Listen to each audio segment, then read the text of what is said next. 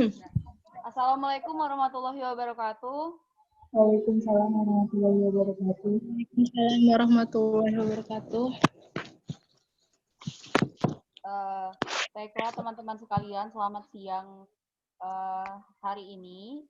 Pada hari Senin, tanggal 14 September 2020, kita akan melaksanakan diskusi kita terkait mata kuliah Hukum Tata Negara Indonesia mengenai topik 6, yaitu perbandingan penerapan pendekatan normatif terhadap Undang-Undang Dasar 1945, Konstitusi RIS, dan Undang-Undang Dasar 1950. Jadi yang pertama-tama, marilah kita mulai diskusi ini dengan melafazkan basmalah. Bismillahirrahmanirrahim. Selanjutnya, baiklah, pertama-tama saya akan memperkenalkan diri saya. Saya Cindy Amelia sebagai moderator pada diskusi hari ini. Perkenalkan, nama saya Atala Narga Chandrabona.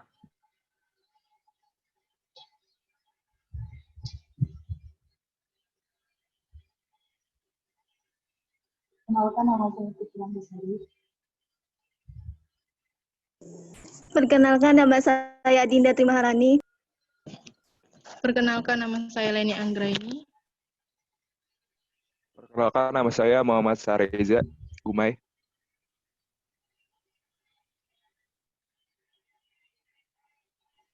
Perkenalkan, nama saya Suwarni. Perkenalkan, nama saya Dela Ayu Selvia. Oke, baiklah, mari saja langsung saja kita mulai diskusi kita pada hari ini. Yang pertama itu mengenai pembukaan atau mukadimah dari Undang-Undang Dasar 1945 yang akan dibacakan oleh Saudari Putih. Kepada saudari, saya Baiklah, jadi di sini saya akan menjelaskan perbedaan dari pembukaan Undang-Undang Dasar 1945, Konstitusi RIS, dan Undang-Undang Dasar 1950.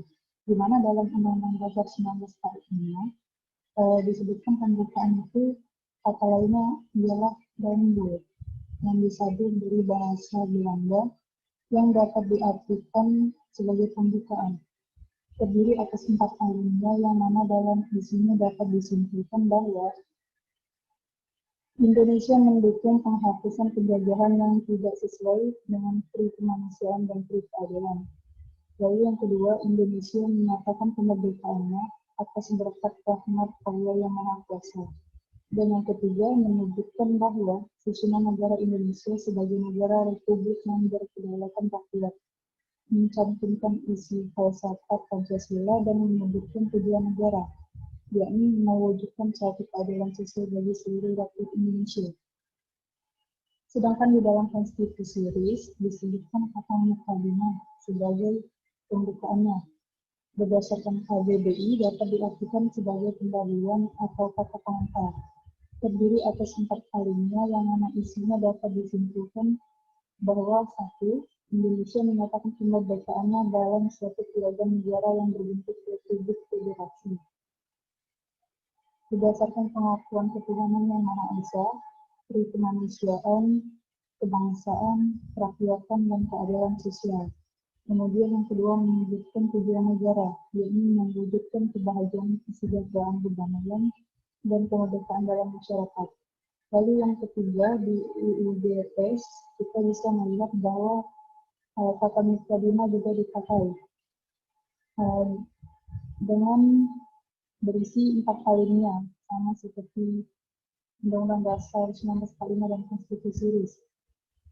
Lalu yang isinya dapat disimpulkan bahwa dalam paragraf 1 dan 2 itu diambil dari pembukaan atau preambul dari Undang-Undang Dasar 1945. Lalu yang paragraf ketiga dan 4-nya itu seperti yang tercantum dalam Konstitusi RIS dengan perbedaan penyebutan susunan dan bentuk negara sebagai negara Republik Kesatuan. Jadi Undang-Undang Dasar sementara 1950 ini bisa dikatakan perpaduan antara Undang-Undang Dasar 1945 dan Konstitusi RIS. Sekian dari saya, terima kasih.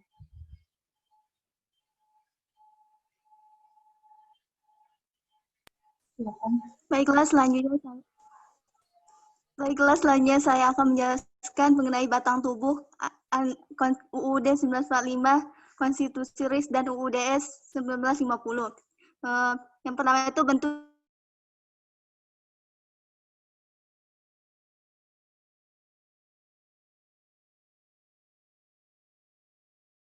itu negara Indonesia itulah negara kesatuan. Bentuk negaranya itu republik dan kedaulatan ada di tangan rakyat yang dilakukan sepenuhnya oleh MPR. Terdapat di pasal 1.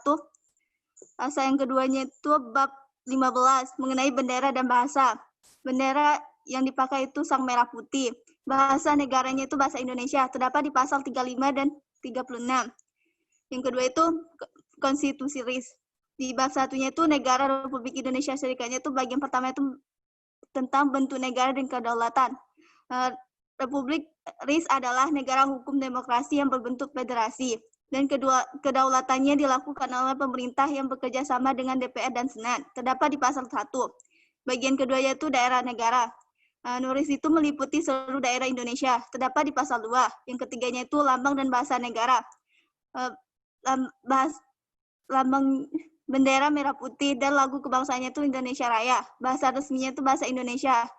Terdapat di pasal 3 dan 4. Yang terakhir itu UUDS 1950. Bab pertama itu negara Republik Indonesia. Bagian pertama itu bentuk negara dan kedaulatan. Republik Indonesia adalah negara hukum yang berbentuk kesatuan dengan kedaulatan berada di tangan rakyat. Terdapat di pasal 1.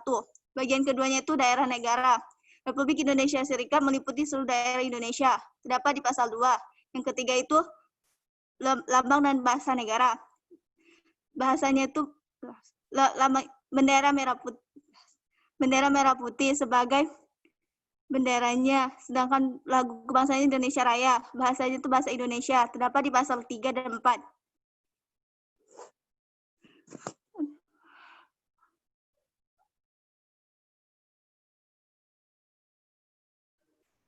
Terima kasih kepada Saudari Adinda atas pemaparannya.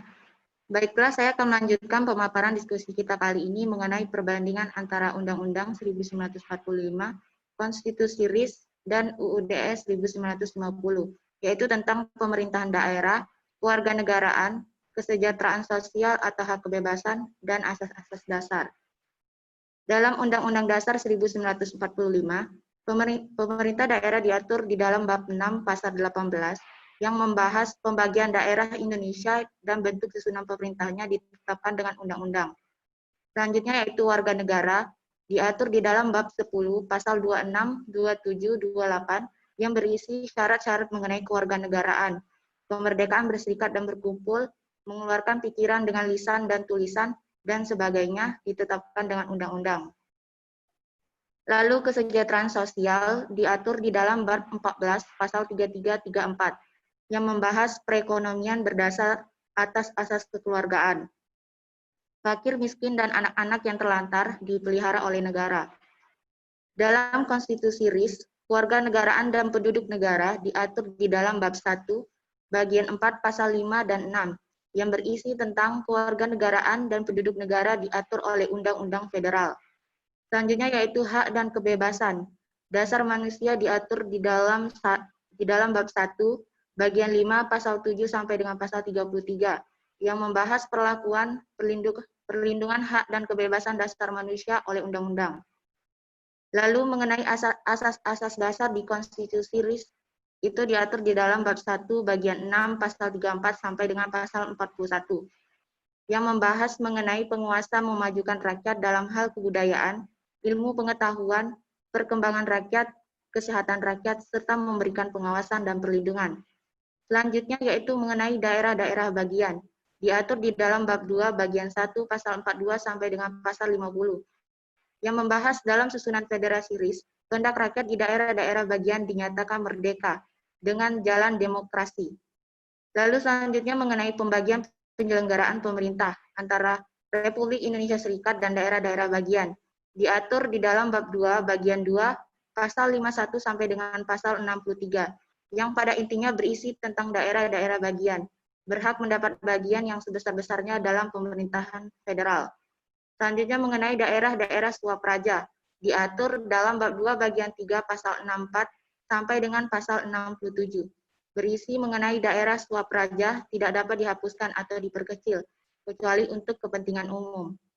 Dalam UUD 1950, kewarganegaraan dan penduduk negara diatur dalam bab 1, bagian 4 pasal 5 dan 6, yang pada intinya membahas kewarganegaraan dan penduduk negara diatur menurut aturan undang-undang.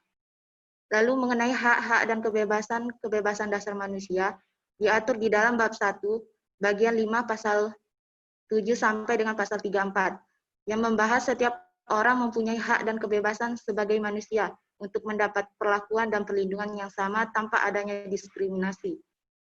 Selanjutnya yaitu asas-asas dasar diatur dalam bab 1, bagian 6 pasal 35 sampai dengan pasal 43, membahas mengenai penguasa, menjamin kebebasan mengeluarkan suara, memajukan kepastian dan jaminan sosial, melindungi kebebasan dalam memajukan kebudayaan serta kesenian dan ilmu pengetahuan, memajukan kebersihan umum dan kesehatan rakyat, serta memberi perlindungan yang sama pada perkumpulan dan persekutuan agama.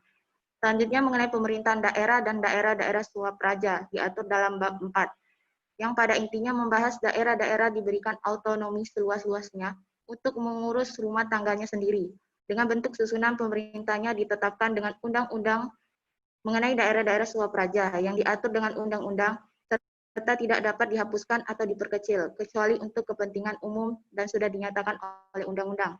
Sekian dari pemaparan saya dan selanjutnya akan dilanjutkan oleh Saudari Leni Anggraini.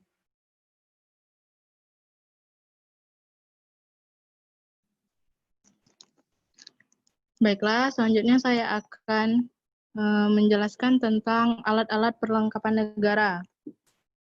Di Undang-Undang 1945, Bab 4, tentang Dewan Pertimbangan Agung, yang isinya susunan Dewan Pertimbangan Agung ditetapkan oleh undang-undang, serta Dewan Perwakilan Agung memiliki kewajiban terhadap Presiden dan hak usul kepada pemerintah, terdapat dalam pasal 16. Kemudian Bab 5, tentang Kementerian Negara. Presiden mengangkat menteri-menteri negara untuk membantu dan memimpin departemen pemerintah, terdapat dalam pasal 17. Bab 7, Dewan Perwakilan Rakyat. Susunan keanggotaan DPR diatur undang-undang. DPR bertugas membentuk rancangan undang-undang bersama Presiden dan menindaklanjuti peraturan pemerintah yang dibuat Presiden. Terdapat dalam pasal 19 sampai dengan pasal 22. Selanjutnya, Konstitusi RIS. Bab 3, Perlengkapan Republik Indonesia Serikat. Alat-alat perlengkapan negara adalah Presiden, Menteri-Menteri, Senat, DPR, MA, dan DPK. Bagian 1, tentang pemerintah. Presiden sebagai kepala negara dengan sebelumnya memenuhi syarat dan mengangkat sumpah menurut agamanya. Presiden dibantu oleh Perdana Menteri bila Presiden berhalangan dan jika tidak dapat menjalankan tugasnya, maka dapat digantikan Presiden yang baru. Terdapat dalam pasal 68 sampai dengan pasal 77. Bagian 2, tentang Senat, yaitu keanggotaan Senat. Senat tidak dapat dirangkap dengan keanggotaan perwakilan rakyat dan juga dengan jabatan-jabatan federal. Senat tidak boleh bermusyawarah atau mengambil keputusan. Jika tidak hadir, lebih baik 1/2 jumlah anggota sidang. Terdapat dalam pasal 80 sampai dengan pasal 94. Bagian 3, tentang Dewan Perwakilan Rakyat. Syarat-syarat keanggotaan DPR, keanggotaan tidak dapat dirangkap dengan keanggotaan Senat. Pembagian jumlah-jumlah keanggotaan terdapat dalam pasal 98 sampai dengan pasal 110. Bagian 4, tentang Mahkamah Agung, yang berisi kekuasaan Mahkamah Agung Indonesia, pemecatan dan pemberhentian diatur dengan Undang-Undang Federal atau oleh Presiden atas permintaan sendiri. Terdapat dalam pasal 113 sampai dengan pasal 114 ayat 1 sampai 4. Yang terakhir, bagian 5, Dewan Pengawas Keuangan, yang berisi susunan dan kekuasaan DPK, pemecatan dan pemberhentian diatur dengan Undang-Undang Federal atau oleh Presiden atas permintaannya sendiri. Terdapat dalam pasal 115 sampai dengan 116. Selanjutnya, Undang-Undang Dasar Sementara 1950. Bab 2, Alat-alat perlengkapan negara, ketentuan umum. Alat-alat perlengkapan negara adalah Presiden dan Wakil Presiden, Menteri-Menteri, DPR, MA, dan DPK terdapat dalam pasal 44. Bagian 1 tentang pemerintahan. Presiden sebagai kepala negara dibantu Wakil Presiden dan Menteri-Menteri. Syarat-syarat menjadi Presiden dan Wakil Presiden. Tempat kedudukannya, pelantikan dan sumpah jabatan. Masa jabatan, tugas Presiden membentuk kementerian. Selanjutnya, gaji dan tunjangan Presiden, Wakil Presiden, serta Menteri. Dilanjutkan dengan larangan jabatan Presiden dalam hal jabatan di suatu perusahaan yang terkait dengan Republik Indonesia. Terdapat dalam pasal 45 sampai dengan pasal 55.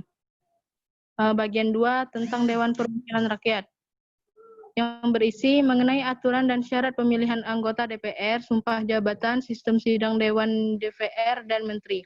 Pengaturan gaji dan tunjangan anggota DPR, serta hak bersuara dan hak menyelidiki DPR dan sebagainya. Terdapat dalam pasal 56 sampai dengan pasal 77. Bagian 3 tentang Mahkamah Agung, yang berisi susunan dan kekuasaan Mahkamah Agung diatur oleh undang-undang. Ketua, wakil ketua, dan anggota Mahkamah Agung diangkat berdasarkan undang-undang dan diberlakukan seumur hidup, sesuai dengan ketentuan alat-alat yang diberhentikan. Jika sudah mencapai umur tertentu, mereka dapat diberhentikan sesuai undang-undang, permintaan Presiden maupun kehendaknya sendiri. Terdapat dalam pasal 78 sampai 79. Yang terakhir, bagian 4 tentang Dewan Pengawas Keuangan. Susunan dan kekuasaan Dewan Pengawas Keuangan diatur oleh undang-undang. Ketua, wakil ketua, dan anggota DPK diangkat berdasarkan undang-undang dan diberlakukan seumur hidup sesuai dengan ketentuan ayat-ayat atau diberhentikan jika sudah mencapai umur tertentu. Mereka dapat diberhentikan sesuai undang-undang, permintaan Presiden maupun kehendaknya sendiri. Terdapat dalam pasal 80 dan 81. Sekian dari saya, selanjutnya akan disampaikan oleh rekan saya.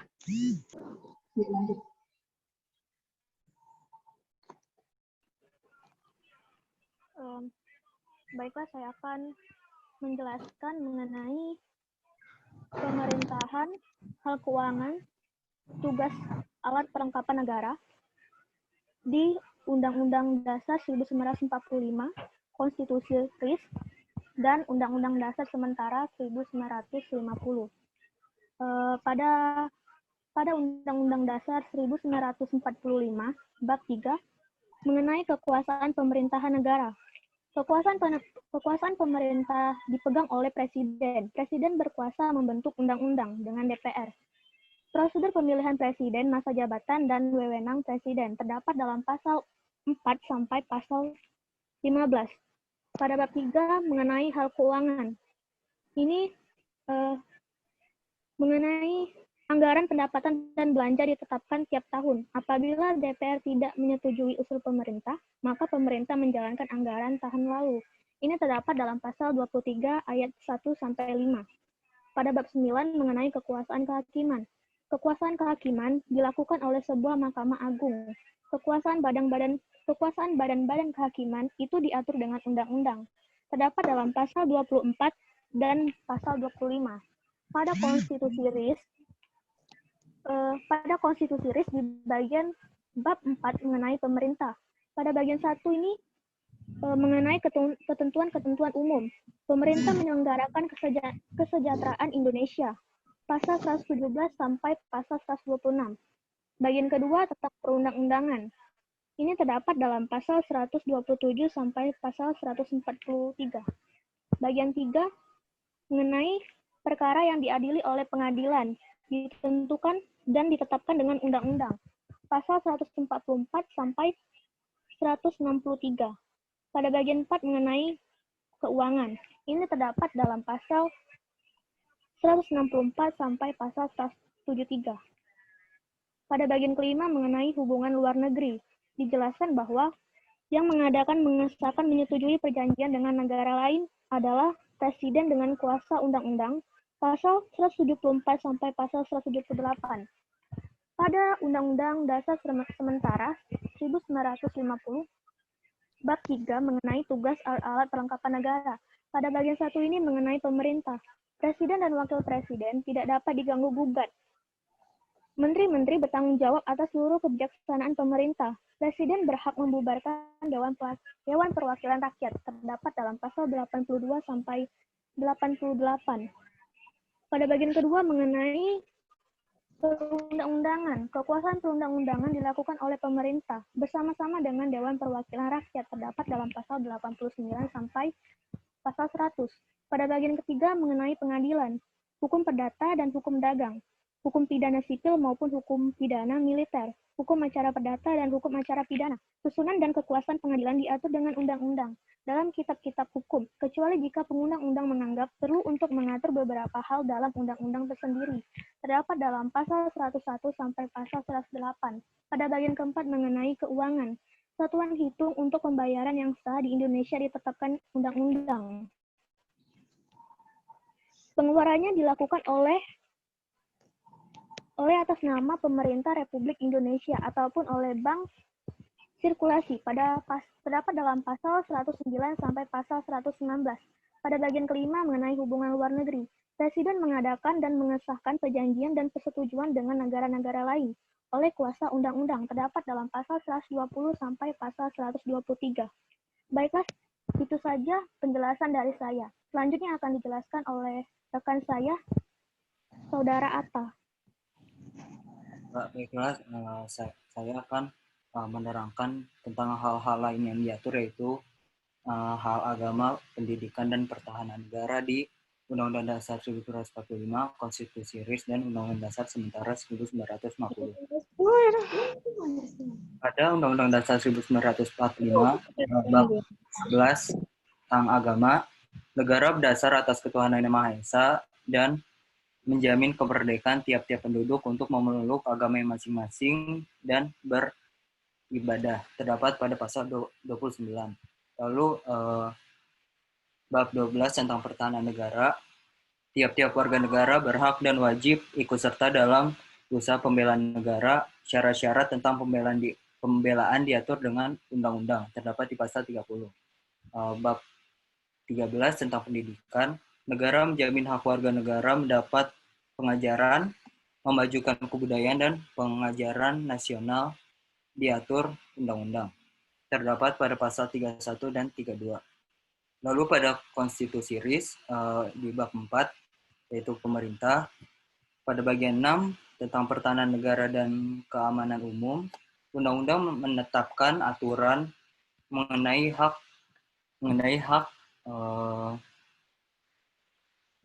dan kewajiban warga negara dalam hal bela negara,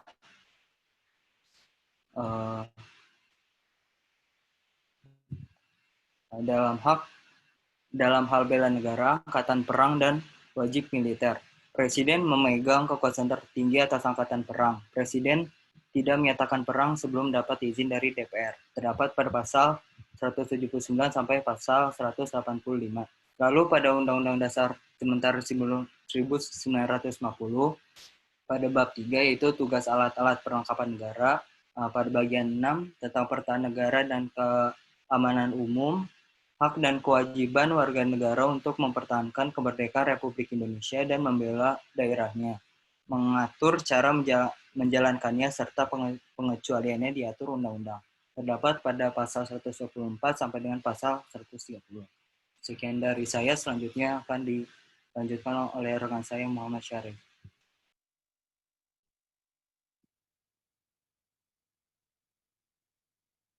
Baiklah, saya akan menjelaskan tentang MPR dan Konstituante pada UUD 1945, Konstitusi RIS, dan UU Undang-Undang Dasar 1950, Undang-Undang Dasar sementara.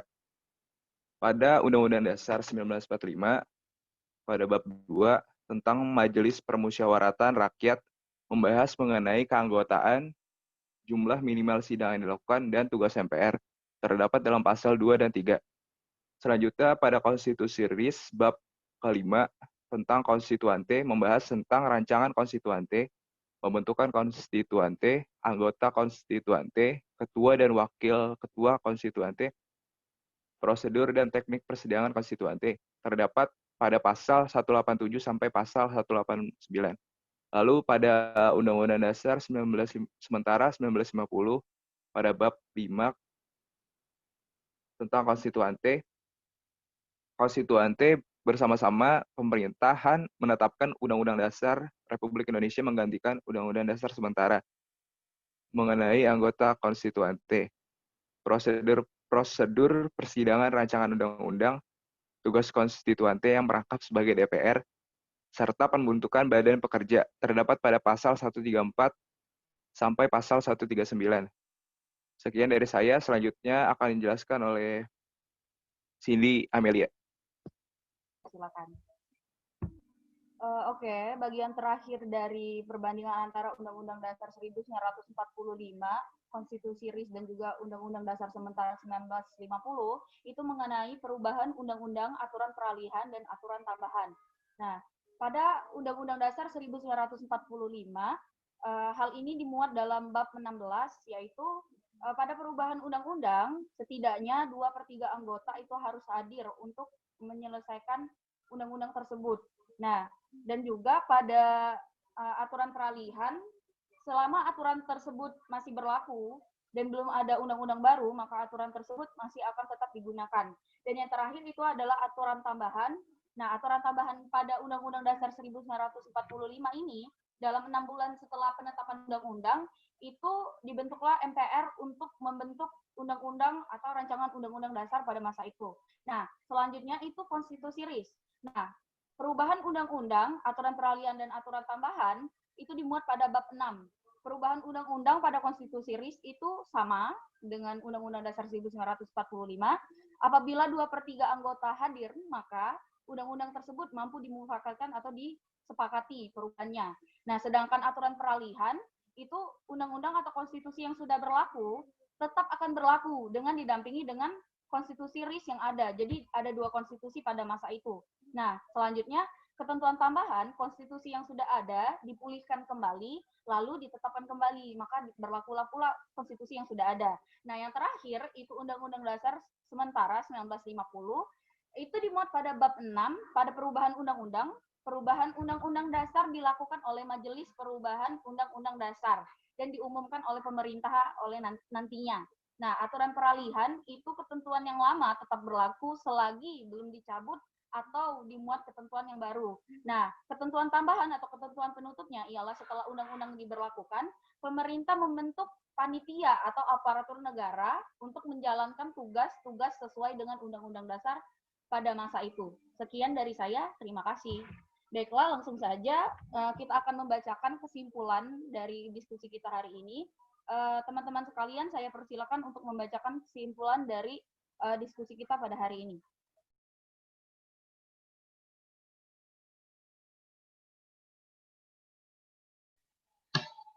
Baiklah, yang pertama saya sendiri. Jadi yang pertama itu saya simpulkan mengenai isi belakang tubuh dari ketiga Undang-Undang Dasar dan Konstitusi ini. Di mana dalam Undang-Undang Dasar 1945 itu terdiri dari 16 bab, 37 pasal, 49 ayat, 4 pasal aturan peralihan, dan 2 ayat aturan tambahan. Lalu di Konstitusi RIS ada yang terdiri dari 6 bab dan 197 pasal. Kemudian di Undang-Undang Dasar Sementara 1950 itu terdiri atas 6 bab, 146 pasal, dan 1 pasal penutup. Kemudian dasar keberlakuannya. Ketiganya pasti memiliki dasar keberlakuan yang berbeda-beda, di mana Undang-Undang Dasar 1945 itu berlaku sejak proklamasi kemerdekaan 17 Agustus 1945 dan melalui pengesahan PPKI pada tanggal 18 Agustus 1945. Kemudian Konstitusi RIS itu berlaku sejak pemberian kedaulatan Belanda terhadap Indonesia, yakni 27 Oktober 1949 dan sebagai hasil dari sidang KMB. Kemudian ditetapkan melalui keputusan Presiden RIS nomor 48 tahun 1950 tanggal 31 Januari 1950. Kemudian yang terakhir Undang-Undang Sementara 1950 itu berlaku sejak 17 Agustus 1950 dan ditetapkan berdasarkan Undang-Undang nomor 7 tahun 1950 tentang perubahan konstitusi sementara RIS menjadi Undang-Undang Sementara Republik Indonesia. Mungkin itu dari saya, sudah kesimpulan. Baiklah, saya Dida Maharani akan menyimpulkan mengenai status dan tujuan negara antara perbedaan Undang-Undang Dasar 1945, Konstitusi RIS, dan Undang-Undang Dasar Sementara 1950. Yang pertama itu statusnya. Status untuk Undang-Undang Dasar 1945 itu Undang-Undang statusnya itu UUD sementara, itu Undang-Undang Dasar sementara. Sedangkan Konstitusi RIS sendiri itu statusnya itu Undang-Undang Dasar Sementara, terdapat di pasal 186 Konstitusi RIS. Sedangkan untuk Undang-Undang Dasar Sementara 1950, statusnya itu Undang-Undang Dasar Sementara, terdapat di pasal 134 Undang-Undang Dasar Sementara 1950. Yang selanjutnya itu tujuan negaranya. Untuk Undang-Undang Dasar 1945, tujuan negaranya itu mewujudkan keadilan sosial bagi seluruh rakyat, terdapat di preambula alinea keempat. Sedangkan untuk Konstitusi RIS, tujuan negaranya itu mewujudkan kebahagiaan, kesejahteraan, perdamaian, dan kemerdekaan dalam masyarakat, terdapat di mukadimah alinea keempat. Yang terakhir itu Undang-Undang Dasar Sementara 1950. Tujuan negaranya itu untuk mewujudkan kebahagiaan, kesejahteraan, perdamaian, dan kemerdekaan dalam masyarakat dan negara hukum Indonesia merdeka yang berdaulat sempurna. Terdapat di mukadimah alinea keempat. Sekian dari saya. Selanjutnya. Baiklah, perkenalkan nama saya Suwarni. Saya akan menyimpulkan mengenai paham kedaulatan dan bentuk negara. Kalau di 1945, paham kedaulatannya berbentuk kedaulatan rakyat. Di Konstitusi RIS hanya disebutkan kedaulatan dilakukan oleh pemerintah bersama DPR dan Senat. Terdapat di pasal 1 ayat 2 Konstitusi RIS. UUD 1950 kedaulatan rakyat. Terdapat di pasal 1 ayat 2 UUD 1950. Selanjutnya bentuk negara. Itu berbentuk kesatuan. Terdapat di pasal 1 ayat 1 UUD 1945. Di Konstitusi RIS berbentuk federasi atau negara bagian. Terdapat di pasal 1 ayat 1 Konstitusi RIS. Di Undang-Undang Dasar Sementara 1950 berbentuk kesatuan. Pasal 1 ayat 1 UUD 1950. Sekian dari saya.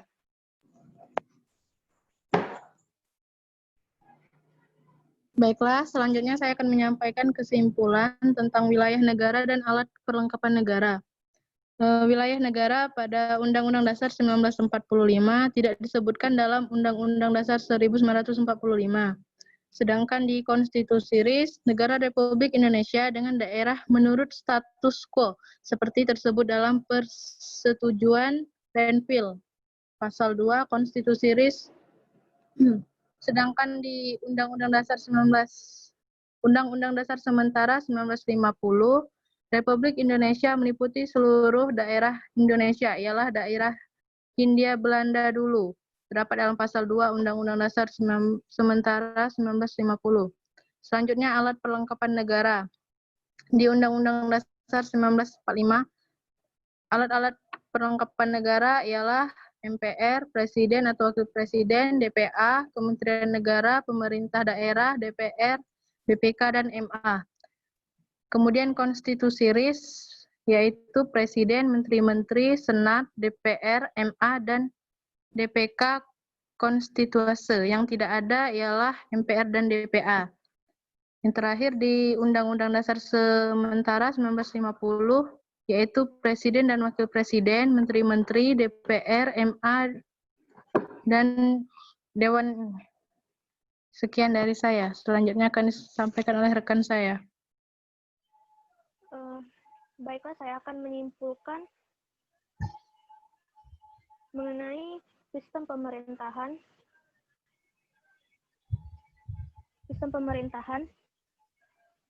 dan sistem pemerintahan daerah. Sistem pemerintahan pada Undang-Undang Dasar 1945 ini campuran presidensial dan parlementer, sedangkan Konstitusi RIS kuasi parlementer diatur dalam pasal 118 ayat 1 dan 2. Sedangkan di Undang-Undang Dasar Sementara 1950, kuasi parlementer, pasal 45 dan pasal 51 ayat 2. Sistem pemerintahan daerah di Undang-Undang Dasar 1945 ini menyebutkan bahwa bentuk susunan pemerintahan daerah akan ditetapkan kemudian dengan undang-undang, dan mengingat hak-hak asal-usul daerah-daerah yang bersifat istimewa terdapat dalam pasal 18 Undang-Undang Dasar 1945. Pada konstitusi RIS, sistem pemerintahan daerahnya ini berbentuk negara bagian, maka mengatur penyelenggaraan negara bagian. Daerah-daerah bagian berhak mendapat bagian yang sebesar-besarnya dalam pemerintahan federal. Pasal 51 sampai 63 konstitusi RIS. Pada Undang-Undang Dasar Sementara 1950, sistem pemerintahan daerahnya ini hanya menyebutkan bahwa tiap-tiap daerah berhak mengurus rumah tangganya sendiri sesuai dengan undang-undang. Tidak dijelaskan secara rinci, hanya disebutkan bahwa tiap-tiap daerah berhak mengurus rumah tangganya sendiri sesuai dengan undang-undang pasal 131 sampai pasal 133 Undang-Undang Dasar Sementara 1950. Baiklah, itu saja dari saya.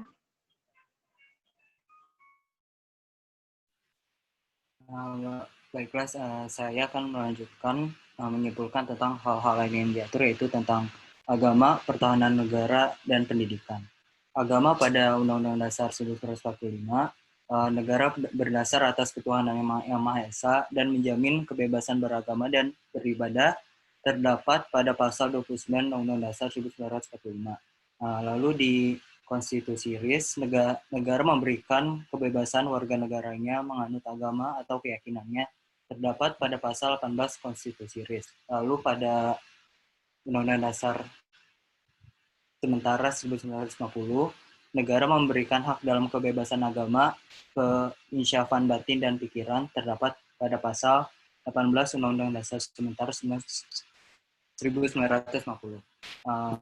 Lalu pertahanan negara di Undang-Undang Dasar 1945, warga negara berhak dan wajib ikut serta dalam usaha pembelaan negara. Terdapat pada pasal 30 Undang-Undang Dasar 1945.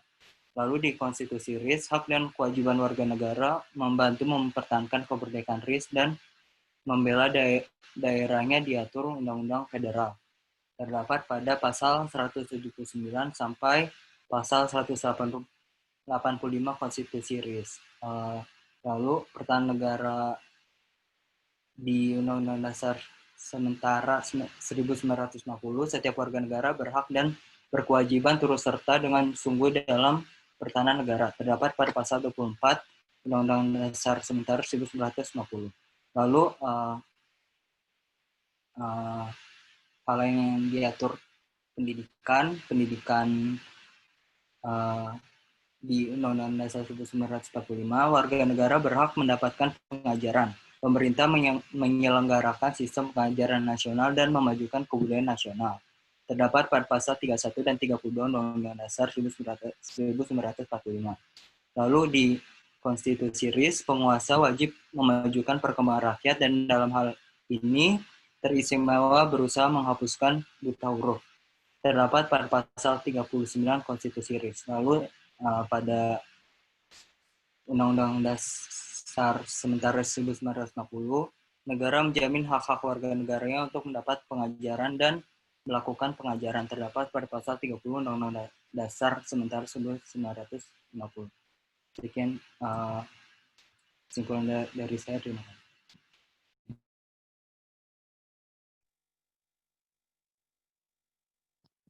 Baiklah, saya selanjutnya akan menjelaskan norma-norma ketatanegaraan.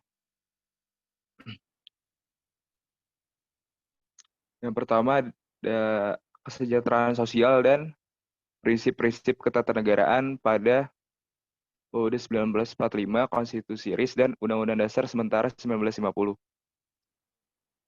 Kesejahteraan sosial pada Undang-Undang Dasar 1945, penguasaan negara terhadap SDA dan cabang-cabang produksi yang penting bagi hajat hidup orang banyak dipergunakan untuk sebesar-besarnya kemakmuran rakyat serta fakir miskin dan anak-anak yang terlantar. dipelihara oleh negara terdapat pada pasal 33 Undang-Undang Dasar 1945. Lalu pada konstitusi RIS,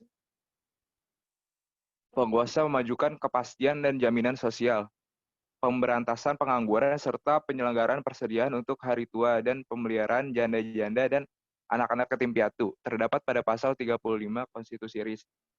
Lalu pada Undang-Undang Dasar 1950, penguasa memajukan kepastian dan jaminan sosial serta negara menjamin fakir miskin dan anak-anak terlantar, terdapat pada pasal 36 dan 39 Undang-Undang Dasar sementara 1950. Selanjutnya, prinsip-prinsip ketatanegaraan pada Undang-Undang Dasar 1945.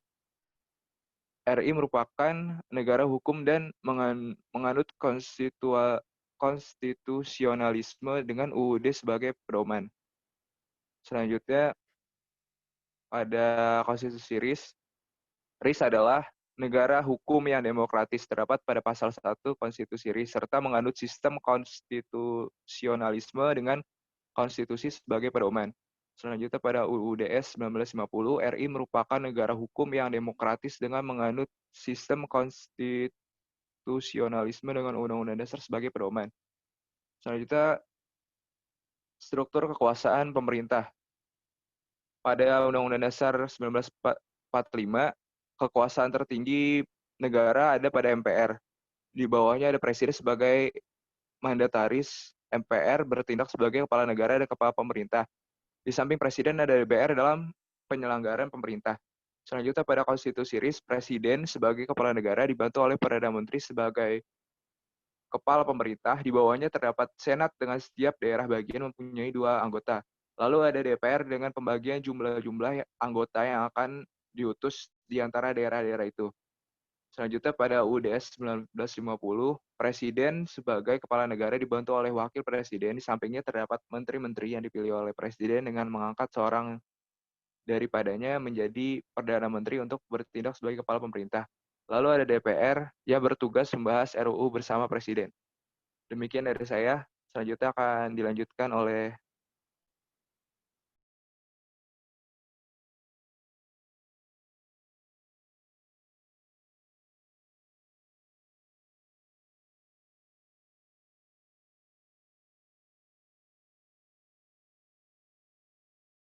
kesimpulan dari diskusi kita hari ini, yaitu saya ingin menambahkan kesimpulan mengenai sistem perekonomian dan juga pengelolaan keuangan negara. Oke. Jadi sistem perekonomian pada Undang-Undang Dasar 1945 itu berdasarkan asas kekeluargaan, sehingga segala seluk-beluk dari perekonomian itu berdasarkan untuk kemakmuran rakyat, dan juga produksinya itu berasal dari rakyat untuk rakyat juga. Nah, sedangkan pada konstitusi RIS itu sistem perekonomiannya sudah lebih maju karena sudah membahas tentang alat pembayaran, dan juga pengaturan-pengaturan alat pembayaran tersebut diatur oleh Undang-Undang Federal. Nah, setelah itu pengeluaran alat-alat pembayaran tersebut juga diatur dan disahkan oleh pemerintahan RIS dan juga dibantu oleh bank sirkulasi. Nah, sedangkan di Undang-Undang Dasar 1950, Undang-Undang Dasar Sementara 1950, itu sistem perekonomiannya itu sudah kembali lagi ke asas kekeluargaan, namun ditambah lagi dengan bahwa negara juga turut andil dalam kegiatan ekonomi tersebut. Jadi di samping kegiatan ekonomi yang dilakukan oleh rakyat, pemerintahan juga turut mengatur dari sistem ekonomi tersebut. Nah, selanjutnya itu mengenai pengelolaan keuangan negara masih berhubungan dengan perekonomian tadi.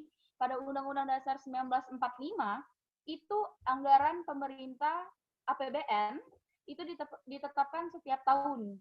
Nah, hal ini diatur oleh pemeriksa keuangan negara yang dilakukan oleh BPK. Nah, BPK nantinya akan melaporkan hasil dari pemeriksaan tersebut kepada DPR. Nah, hal ini diatur pada pasal 23 Undang-Undang Dasar 1945. Nah, selanjutnya pada konstitusi RIS itu pengeluaran dan penerimaan Republik Indonesia Serikat ditanggung oleh DPR langsung. Nah, jadi DPR itu yang menjadi lembaga yang mengatur keuangan negara pada saat itu. Nah, sedangkan di Undang-Undang Dasar 1950, Undang-Undang Dasar Sementara 1950, pengawasan keuangan itu dilakukan oleh DPK atau Dewan Pemeriksa Keuangan Negara. Sekian dari saya, silakan dilanjutkan lagi oleh teman saya yang lain. Terima kasih.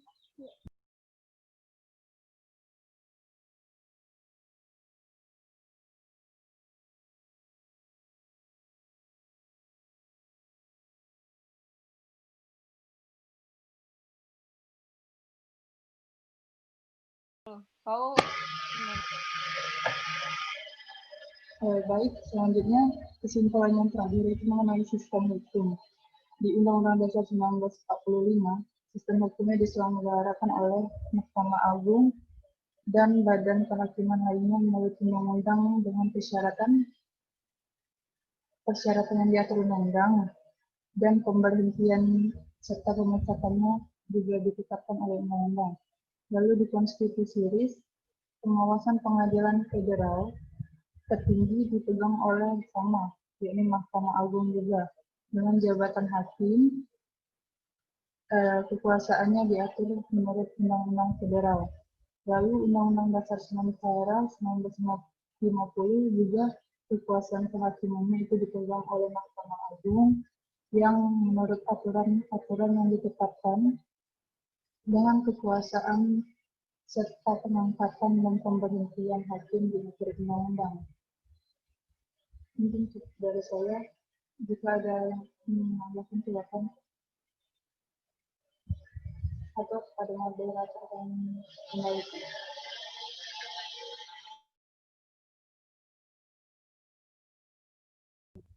Oke, itulah tadi pembacaan kesimpulan oleh teman-teman sekalian. Terima kasih atas pendapat dan juga pembahasannya yang telah diberikan oleh teman-teman sekalian. Jadi mampu kita ketahui bahwa Undang-Undang Dasar 1945 memiliki bahan-bahan yang lebih kompleks apabila dibandingkan dengan Konstitusi RIS dan juga Undang-Undang Dasar Sementara 1950. Namun pada dasarnya untuk Undang-Undang Dasar 1945 dan juga Undang-Undang Dasar Sementara 1950 itu lebih mirip dibandingkan dengan Konstitusi RIS yang menganut sistem negara federal. Mungkin itu saja tambahan dari saya. Terima kasih atas segala pendapat yang sudah diberikan dan juga teman-teman sekalian yang secara kooperatif memberikan pendapatnya. Mungkin itu saja yang dapat saya sampaikan. Mohon maaf apabila ada kesalahan. Kepada Allah saya mohon ampun. Wabillahi taufik wal hidayah. Wassalamualaikum warahmatullahi wabarakatuh. Waalaikumsalam. Waalaikumsalam warahmatullahi wabarakatuh.